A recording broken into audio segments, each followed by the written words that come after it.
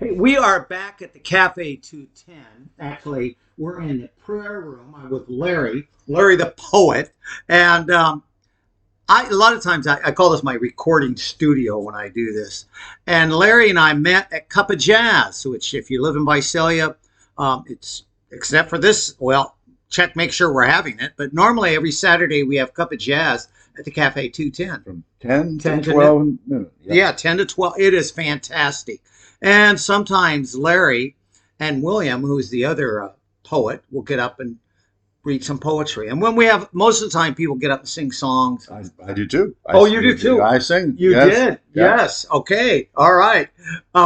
Anyway, so Larry, share the title of the book again, because there's one poem I kind of wanted you to read. Mm-hmm. So tell about the book real quick. Well, so the book I published here in Visalia the first time I was here, and it's called SHIN, A Table and Soul. The cover of the book has a coffee table at shin height that inspired the title poem. Okay. And actually, if you get the book, there's a poem on that.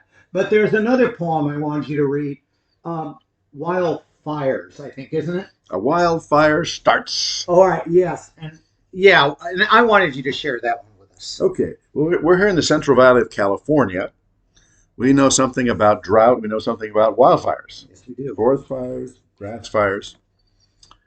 So that's a metaphor, of course. It's not what we're really talking about. What's in a name? Of course, that's a very blatant reference to Shakespeare. Oh yeah, I was thinking a rose that. by any other name, which was Okay, no, very good. Okay. Yeah. I don't read a whole lot of poetry. I write it more than I read it, but I know that one. What's in a name? Let me recount the ways that the choice of name expresses the desire of the proud parents from the very first days.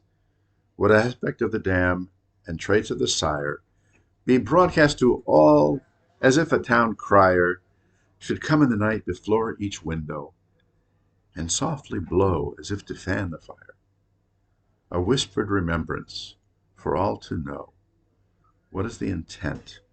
What seeds will we sow that will sprout and grow in the ground so cleared by the welcome flames when the wind is low? Of a fire whose wildness is ours, never to be feared. Would a fire by any other name spread as fast? Would its cleansing, liberating effect endure and last? It was funny. Somebody, because we got to get out of the room in a minute, somebody's going to be using this. Yeah. And that was, because we're in the prayer room. So you're going to ask me a question. Well, yeah. So when I write a poem, I like to read it aloud. To me, poetry is performance. It's read aloud. And I call up my friends, I call up my daughters, and I read aloud. And then I say, what do you get out of that? And so when people ask me what that poem means, I say, well, what does it mean to you? What do you get out of it? John, what do you get out of that poem? As a poet should ask, because, today I was reading that. And this is what I got out of it today. God knew our name even before we were born. God knew our purpose in life. Now, the name John means gracious God. And I always forget that, but I'm remembering that now.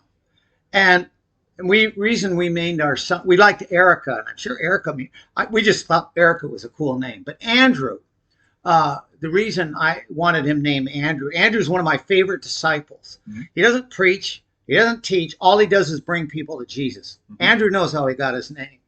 And I read that poem again this morning and saying, God gave me my name. He knew my name. And God gives me my purpose, how to glorify him. And that could change over the years. And it's changing today. But he still wants me to share that God is gracious. Mm-hmm. Amen? Amen. All right. Wonderful. Thank you. Thank you for watching Chaplain John. Chaplain Chat.